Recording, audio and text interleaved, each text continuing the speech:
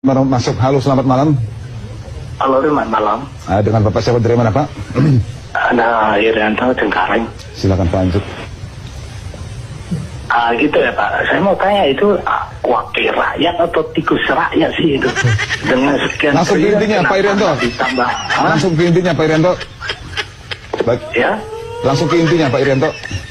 Ya itu, kenapa sekian duit itu, sekian triliun kok nggak ditambah ada aja Transjakarta yang sudah ada? Ya, kenapa mesti MRT yang sekian Terima triliun? kasih Pak Irianto. Itu mahal lagi. Ya, pertanyaan kita bahas tadi sebelumnya ya. Halo, selamat malam, Pak. Dengan Ibu siapa Bu, dari mana? Bu Astri, Bekasi. Bu Asri, silakan Bu. Saya sarankan kalau ngundang dari anggota DPR tuh yang smart dong, Pak. Yang menguasai masalah. Kenapa Bu? Ibu pikir gitu kenapa? Loh, dia tuh 2 periode dia DPRD. Kok sekarang ributnya minta ampun? Masalah Astri, dulu tuh ngapain aja dia? Halo, selamat malam. Halo, selamat malam. Ya, dengan Bapak siapa, dari mana Pak? Dengan hari Jakarta, Sari, Sabtu silakan. Minggu. Itu saya sangat heran sekali itu melihat wakil rakyat itu. Kok tidak mempertimbangkan beban rakyat?